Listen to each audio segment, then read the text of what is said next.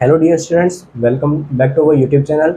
Last video में हमने discuss किया था हाइपोनेट्रीमिया के डेफिनेशंस, उसके टाइप्स, उसके कॉजेज और उसकी पैथोफिजियोलॉजी। इस वीडियो में हम डिस्कस करेंगे, आगे बात करेंगे हाइपोनेट्रीमिया के ऊपर ही। क्या है हाइपोनेट्रीमिया? इसकी नॉर्मल रेंज कितनी थी सोडियम की? 135 से 145 मोल इक्विवेलेंट पर लीटर। ठीक है, अब इसकी हम बात करते हैं किसकी? साइन एंड सिम्टम्स की। What are the sign and symptoms of hyponatremia? देखो, हाइपोनेट्रीमिया के अंदर ना एक सबसे ये एक मेजर प्रीडोमिनेंट इलेक्ट्रोलाइट है, तो इसके अंदर बहुत सारे सिम्टम्स देखने को मिलेंगे जो आपके ब्रेन से रिलेटेड रहेंगे। ठीक है, तो पहला जो साइन कॉमन साइन सिम्टम देखने को मिलेगा वो है आपका स्किन टर्जर। ठीक है, जो आपकी स्किन टर्जर है ना, वो लॉ डिक्रीज हो जाएगी, डिक्रीज स्किन टर्जर। ठीक है, अगर नेक्स्ट बात करूँ मैं what is the second sign and symptoms, तो इसमें आएगा हेडेक। क्या आएगा? हेडेक। अब हेडेक क्या होगा आगे बताऊंगा, कैसे होगा हेडेक आपकी बॉडी के अंदर, क्यों आपको हाइपोनेट्रिया में हेडेक देखने को मिलेगा, क्योंकि एक ही इसका साइन एंड सिम्टम्स आपको देखने को मिलेगा, स्किन ट्वेचिंग। स्किन बोल लो या फिर मसल मसल ट्वेचिंग, मतलब फड़फड़ाना। इसमें इतने नहीं कि फड़फड़ाती, मसल्स फड़फड़ाती हैं, ऐसे ऐसे करती फड़फड़ाती हैं ना। जब ये होगा तो क्या होगा? हेडेक होगा। अब हेडेक कैसे होगा? देखो, जो ब्रेन है ना, ब्रेन, उसके अंदर क्या नहीं है? पेन रिसेप्टर्स नहीं है। क्या नहीं है? पेन रिसेप्टर्स नहीं है, कि यानी कि आपके ब्रेन को दर्द फील नहीं होता है। ठीक है, इसलिए जितनी भी ब्रेन सर्जरीज होती हैं वो बिना किसकी होती है? बिना एनाल्जेसिक्स होती है, उसमें उसकी जरूरत नहीं पड़ती, क्योंकि हमारे ब्रेन के टिश्यूज पर पेन रिसेप्टर है ही नहीं। तो हमारा जो पेन होता है, पेन फील होता है हेड के अंदर, वो किसकी वजह से होता है? इसकी जो मेनिंजेस हैं। क्या है? मेनिंजेस। इन मेनिंजेस में पेन रिसेप्टर्स होते हैं। तो जो हमारा हाइपोनेट्रीमिया होगा, सोडियम की कमी होगी, तो क्या होगा? स्किन या मसल ट्वेचिंग होगी, और इसकी वजह से ये किसको अफेक्ट करेंगी? मेनिंजेस को। और जब मेनिंजेस अफेक्ट होंगे तो आपको क्या फील होगा? हेडेक फील होगा। समझ में आया? नेक्स्ट है आपका, नेक्स्ट साइन एंड सिम्टम्स है आपका Altered mental status. Altered mental status, यानी कि आप जो हाइपोनेट्रीमिया का पेशेंट होगा, उसको क्या होगा? जो मेंटल स्टेटस है वो अल्टर्ड हो जाएगा। फोर्थ आपको क्या देखने को मिलेगा? Status epileptic. स्टेटस एपिलेप्टिकस, यानी कि एपिलेप्सी देख, सीजर्स का केस मिलेगा तुम्हें। ठीक है, फिफ्थ क्या देखने को मिलेगा? आपको कोमा देखने को मिलेगा पेशेंट के अंदर। अगर हाइपोनेट्रीमिया सीवियर कंडीशन में है तो आपको क्या देखने को मिलेगा? कोमा। नेक्स्ट आपको क्या देखने को मिलेगा, मैं इसको रफ कर देता हूँ, फिर उसको थोड़ा सा उसके बारे में बताना है। नेक्स्ट जो सिम्टम है, नेक्स्ट जो सिम्टम आएगा आपका हाइपोनेट्रीमिया में, वो आता है सेरिब्रल एडिमा। Cerebral oedema. अब देखो, सेरिब्रल एडिमा के अंदर ना एक चीज है, एक जो हमें हाइपोनेट्रीमिया से ध्यान रखनी है, कि अगर जो हाइपोनेट्रीमिया अकर हो रहा है किसी भी पेशेंट के अंदर, वो कैसा है? एक्यूट है, एक्यूट हाइपोनेट्रीमिया है। तो एक्यूट हाइपोनेट्रीमिया के अंदर क्या होता है? हाई चांसेस होते हैं, इसके high chances of cerebral oedema plus high mortality rate. High mortality rate, यानी कि किसी पेशेंट को अगर हाइपोनेट्रीमिया हुआ है, वो कैसा? एक्यूट हुआ है। तो इस एक्यूट हाइपोनेट्रीमिया जो मेजर, यानी कि आपको जो ज्यादा देखने को मिलेगा, वो क्या देखा? सेरिब्रल एडिमा देखने को मिलेगा। और जो इस हाइपोनेट्रीमिया की वजह से जो सेरिब्रल एडिमा हो रहा है, उसकी वजह से जो डेथ होगी, जो डेथ अकर होगी, जो मॉर्टेलिटी रेट है, वो भी आपको हाई देखने को मिलेगा। अगर मैं बोलूं हाइपोनेट्रीमिया का पेशेंट था, उसमें क्या हो गया? सेरिब्रल एडिमा हो गया। तो इस सेरिब्रल एडिमा होने वाले पेशेंट में जो जिसकी वजह क्या है? एक्यूट हाइपोनेट्रीमिया है, तो ऐसे पेशेंट की मृत्यु बहुत जल्दी हो जाएगी। ठीक है, तो हमारा जो मॉर्टेलिटी रेट है वो कैसा रहेगा? हाई रहेगा। किस केस में? सेरिब्रल एडिमा में। और वो भी कौन सी सेरिब्रल एडिमा? जो किससे हुई हो? हाइपोनेट्रीमिया की वजह से हुई हो। समझ में आया? ये थोड़ी सी मेन चीजें जो याद रखने वाली थी इसके साइन, इसके सिम्टम में सेरिब्रल एडिमा के साथ। ठीक है, अगर आपका जो हाइपोनेट्रीमिया है वो अक्यूट है, क्या है? एक्यूट हाइपोनेट्रीमिया है, तो इसमें थोड़ा सा ध्यान देना। एक्यूट हाइपोनेट्रीमिया कितना, कब तक? विद इन, यानी कि हाइपोनेट्रीमिया हुआ है और कितना टाइम हो गया है अभी? विद इन 48 आवर्स, यानी कि 48 घंटे पूरे नहीं हो उससे पहले, यानी कि अगर मैं बोलूँ विद इन की जगह मैं लिख दूँ लेस देन 48 आवर्स, तो ये भी कोई यही सेम वर्ड सेम मीनिंग देगा, यानी कि आपकी बॉडी में क्या कर हो रहा है, एक्यूट हाइपोनेट्रीमिया, और अभी उसे 48 घंटे पूरे नहीं हुए हैं। तो इस केस पे आपको क्या देखने को मिलेगा, पेशेंट के अंदर सिम्टम्स क्या देखने को मिलेंगे। पहला तो जो हमने भी पढ़ा सेरिब्रल एडिमा, इसके साथ क्या देखने को मिलेगा, कंप्रेशन ऑफ क्या, मिड ब्रेन, इसका मिड ब्रेन स्ट्रक्चर्स, यानी कि जो आपके मिड ब्रेन के स्ट्रक्चर्स रहेंगे उनका क्या देखने को मिलेगा, आपको कंप्रेशन देखने को मिलेगा। कब, जब आपका एक्यूट हाइपोनेट्रीमिया हो रहा हो और उसे अभी 48 आवर्स पूरे नहीं हुए हैं, तो ऐसी कंडीशन में आपको क्या देखने को मिलेगा, cerebral oedema plus compression of mid brain structures. समझ में आया। अब वही आपका जो ये हाइपोनेट्रीमिया थे एक्यूट ना होके क्या हो गया है, क्रॉनिक हो गया है, क्रॉनिक हाइपोनेट्रीमिया, और कब, ओवर 48 आवर्स, यानी कि इसको क्या हो गया, 48 घंटे से ज्यादा हो गए हैं। तो ऐसे पेशेंट में क्या देखने को मिलेगा आपको, एपिलेप्टिकस, यानी कि सीजर्स। ठीक है, सोडियम के अंदर एक बात ध्यान रखना, जो सीजर्स हैं वो बहुत कॉमन साइन एंड सिम्टम्स है देखने को, अगर ये डिक्रीज होगा तो सिम्टम सीजर्स आएंगे, अगर ये इंक्रीज होगा हाइपर में जाएगा तो भी सीजर्स दिखाएगा। समझ में आया। अब अगर इसी सिम्टम में और देख लेते हैं कि अगर आपका जो सोडियम लेवल है, क्या है, जो सीरम सोडियम है वो क्या हो जाए, डिक्रीज हो जाए, कितने से, 115 मोल इक्विवेलेंट पर लीटर से, अगर इससे नीचे चला जाता है तो क्या क्या साइन एंड सिम्टम्स आपको देखने को मिल सकते हैं। तो पहला क्या आएगा, इंक्रीज इंट्रा क्रेनियल प्रेशर, यानी कि आपके ब्रेन के अंदर जो क्रेनियल है, क्रेनियल प्रेशर है वो इंक्रीज हो जाएगा। ठीक है। दूसरा, लिथार्जी, पेशेंट लिथार्जी रहेगा, बहुत ज़्यादा लिथार्जी रहेगा। थर्ड, इसमें आपको देखने को मिलेगा फिर वही जो मैंने आपको बताया था, सीजर्स, कोमा, पेशेंट कोमा में चला जाएगा, और पेशेंट क्या हो जाएगा, डेथ हो जाएगी पेशेंट की। ठीक है। इसके बाद हेमीपैरेसिस, क्या है, हेमीपैरेसिस, पेशेंट के अंदर क्या होगा, एक साइड का जो, एक हेमीपैरेसिस का मतलब क्या होता है, हाफ साइड क्या हो जाता है, पैरालाइज हो जाती है, और स्किन ट्वेचिंग हमने पढ़ी थी ना, स्किन ट्वेचिंग।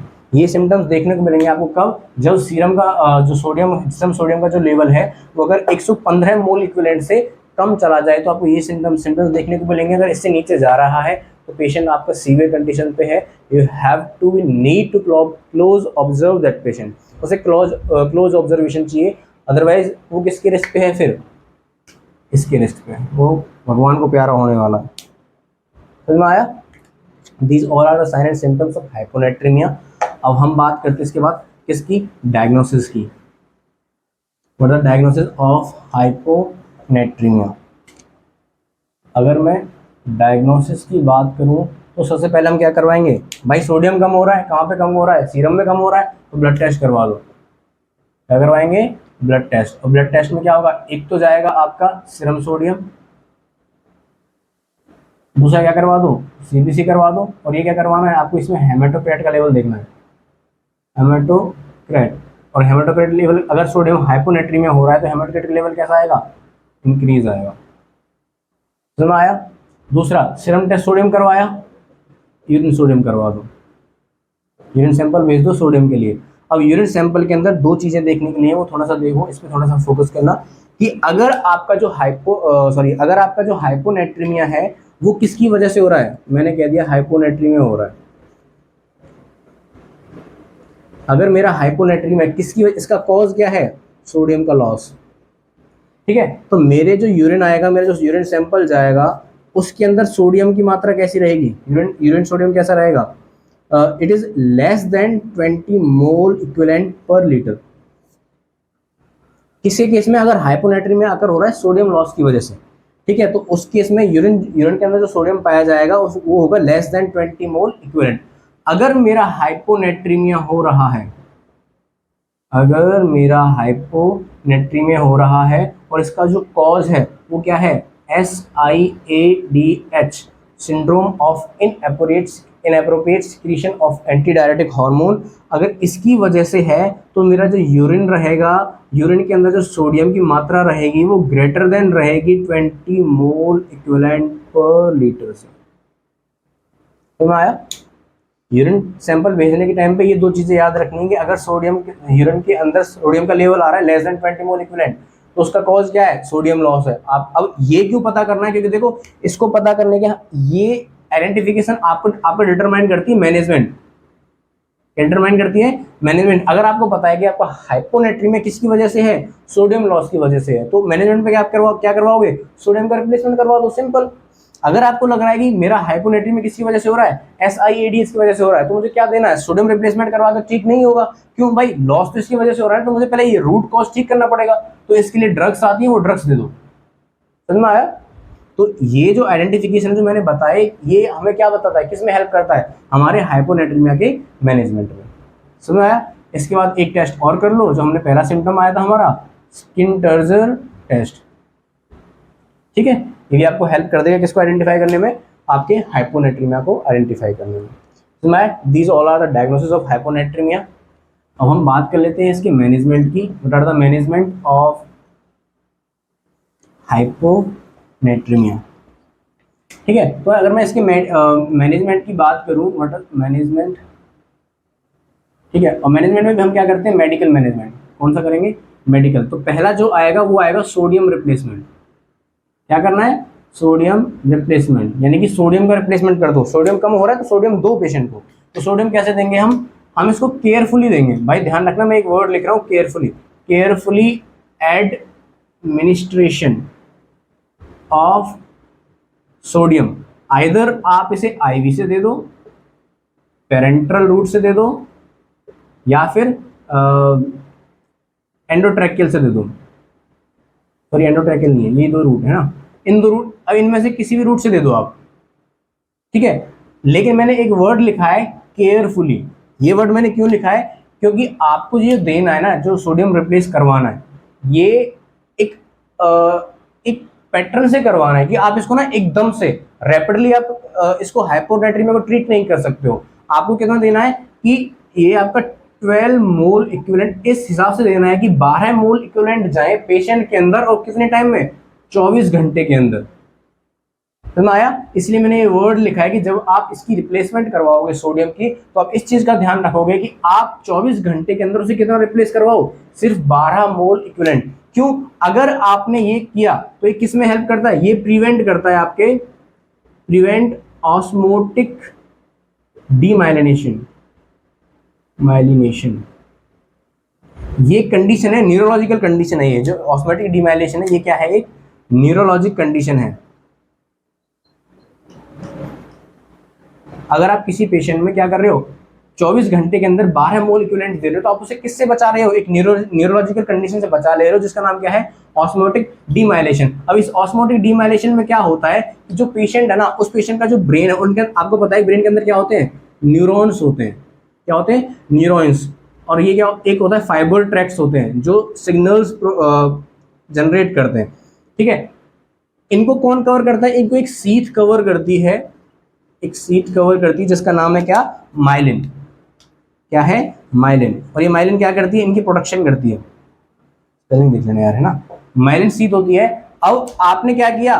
पेशेंट के अंदर रैपिडली ट्रीट किया, किसको? हाइपोनेट्रीमिया को। आपने 24 घंटे के अंदर उसको दे दिया भाई 20 मोल इक्विवेलेंट। कितने दे दिए? 20 मोल इक्विवेलेंट। तो उसके अंदर क्या होगा? ऑस्मोटिक डीमाइलेशन होगी, और ये क्या करेगी? आपके जो न्यूरॉन्स हैं, उनकी जो माइलिन सीट है, उसको डैमेज करना स्टार्ट कर देगी, और आपके अंदर क्या होगा? न्यूरोलॉजिकल डिसऑर्डर्स देखने को मिलेंगे। समझ में आया? तो जब आप मैनेजमेंट कर रहे हो और क्या कर रहे हो, सोडियम का रिप्लेसमेंट कर रहे हो, तो आपको ध्यान रखना है कि 24 घंटे के अंदर आपको कितना रिप्लेस करवाना है? सिर्फ 12 मोल इक्विवेलेंट। ये कंडीशन करके आप क्या कर रहे हो? पेशेंट को एक न्यूरोलॉजिकल कंडीशन से बचा रहे हो, जिसका नाम क्या है? ऑस्मोटिक डीमाइलेशन। समझ में आया? और अब इस सोडियम रिप्लेसमेंट में और कैसे करोगे? सोडियम रिप्लेस कैसे करोगे बताओ?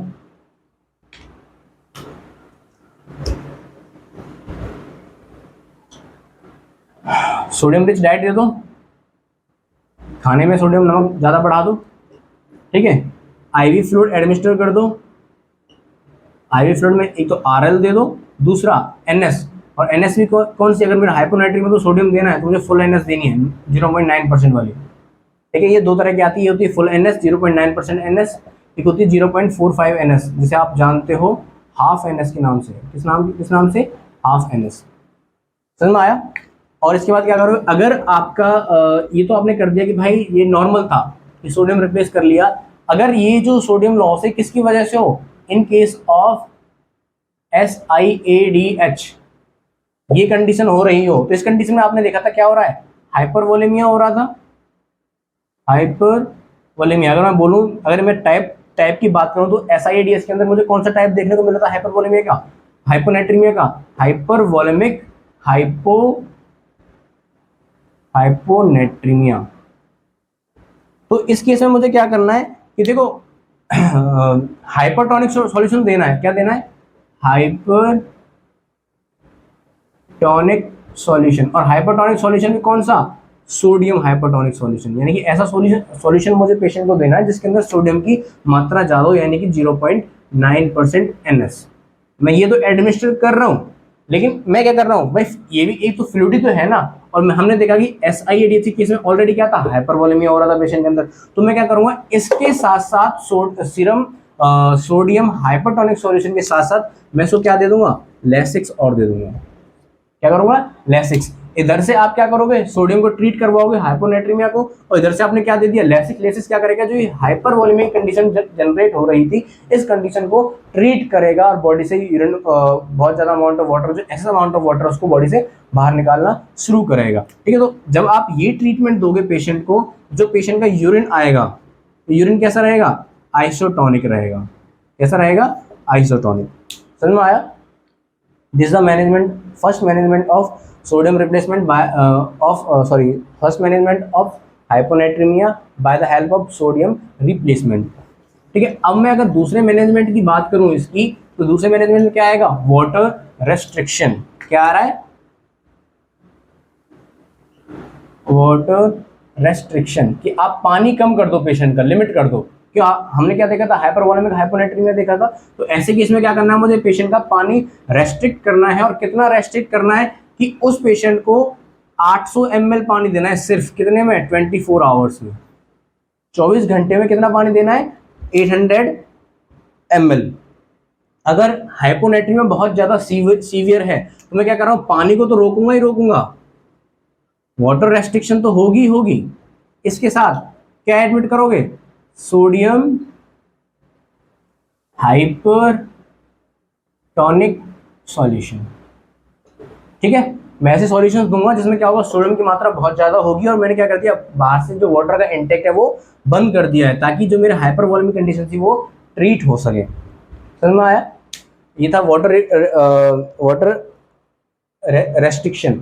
इसका थर्ड है, जो थर्ड मैनेजमेंट है वो है फार्माकोलॉजिकल मैनेजमेंट। अब मैं बोलूँ फार्माकोलॉजी थेरेपी, अगर थर्ड की बात करूं मैं, फार्माकोलॉजिकल, तो हम क्या देंगे, हम देंगे ना इसमें AVP एंटागोनिस्ट। एक ड्रग का नाम, इसका नाम है AVP एंटागोनिस्ट। AVP का मतलब क्या है, आर्जिनिन वैसोप्रेसिन प्रेसिन रिसेप्टर एंटागोनिस्ट। अब ये क्या करता है, वैसोप्रेसिन क्या है, ये वैसोप्रेसिन और कुछ नहीं है, वही है आपका ADH, एंटी डायरेटिक हार्मोन। यानी ADH क्या करता है, बहुत ज़्यादा वाटर को क्या करता है, रिटेंशन करवाता है, बहुत ज़्यादा वाटर की क्या करवाता है, बॉडी के अंदर रिटेंशन करवाता है, जिसकी वजह से बॉडी के अंदर हाइपरवोलेमिया होता है। और हाइपरवोलेमिया होगा तो सोडियम का डाइल्यूशन होगा, जो सोडियम डाइल्यूशन होगा तो कंडीशन जनरेट होगी हाइपरवोलेमिक हाइपोनेट्रीमिया। ठीक है, अब इस कंडीशन में हमें क्या करना है, ADH को रोकना है, इस वैसोप्रेसिन को रोकना है। तो मैं क्या होगा, एंटागोनिस्ट दे दूंगा। एंटागोनिस्ट क्या होते हैं, कि जो ये रिसेप्टर है, इसका जो रिसेप्टर है, मान के चलो ये ADH है, और ये किस पे जाके बाइंड करेगा, इस रिसेप्टर पे आके बाइंड करेगा। तो मैंने क्या दिया, इसका एंटागोनिस्ट दिया। एंटागोनिस्ट क्या करेगा, इसी रिसेप्टर पे आके खुद बैठ जाएगा वो। ठीक है, खुद बैठ के आने की जब एडीएच आएगा तो इसको इस पे बाइंड नहीं होने देगा, और ये जब बाइंड नहीं होगा तो इसका जो फंक्शन है, जो ये रिसेप्टर ये एक्टिवेट नहीं होगा, और जब ये एक्टिवेट नहीं होगा तो ये अपना जो इसका फंक्शन है वो इसको परफॉर्म नहीं कर पाएगा, वाटर की टेंशन नहीं कर पाएगा, और हमें रिजल्ट में क्या मिलेगा, फ्री वाटर एक्सक्रीशन।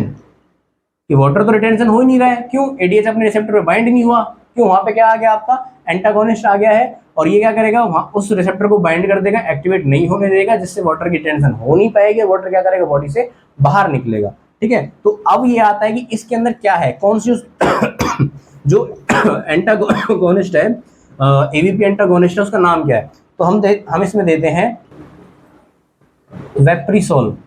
क्या है, वेप्रिसोल। तो ये वेप्रिसोल क्या करता है, एवीपी एंटागोनिस्ट है, जो क्या करेगा, आपका बाइंड करेगा और वाटर रिटेंशन को बचाएगा।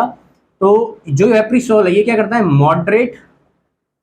मॉडरेट टू सीवियर हाइपोनेट्रीमिया को ट्रीट कर देता है, हाइपोनेट्रीमिया, यानी कि जो वेप्रिसोल है ये क्या करता है, मॉडरेट टू सीवियर हाइपोनेट्रीमिया को ट्रीट करने में हेल्प करता है। लेकिन ये क्या होता है, कॉन्ट्रा इंडिकेट होता है। क्या होता है, कॉन्ट्रा इंडिकेट कहाँ, उन पेशेंट्स में जिनको क्या हो, सीजर्स आ रहे हो, क्या आ रहे हो, सीजर्स आ रहे हो, ऐसे पेशेंट के लिए वेप्रिसोल क्या होता है, कॉन्ट्रा इंडिकेट होता है। ठीक है, तो ये सारा कुछ था हाइपोनेट्रीमिया के बारे में, जिसमें हमने पहली वीडियो में देखा था उसकी definition, types, cause, sign and symptoms, pathophysiology. इस वीडियो में हमने देखा इसके साइन एंड सिम्टम्स, इसके डायग्नोसिस और इसका मैनेजमेंट। नर्सिंग मैनेजमेंट में एज सच जो है वो रेस्पॉन्सिबिलिटीज़ हैं, जिसमें आपको, जो एक नर्स को क्या करना है, पेशेंट को आइडेंटिफाई करना है उस साइन एंड सिम्टम्स के आधार पर कि हाइपोनेट्रीमिया हो रहा है, नहीं हो रहा है, अगर है तो कितने रिस्क पे है, अगर किसी पेशेंट का हाइपोनेट्रीमिया का ट्रीटमेंट चल रहा है तो वो अप्रोप्रिएट चल रहा है या नहीं चल रहा है, ज़्यादा हाइपोनेट्रीमिया ट्रीटमेंट इतना तो नहीं है कि वो हाइपरनेट्रीमिया में पेशेंट को ले जाए या फिर इनसफिशिएंट हो। ठीक है, ये सारा क्या आता है, नर्सिंग रेस्पॉन्सिबिलिटीज़ में आता है। ठीक है, all this is all about the hyponatraemia. अगर आपको कोई डाउट है तो आप मुझे कमेंट सेक्शन में बताओ, वो डाउट क्लियर होगा। Okay, thank you.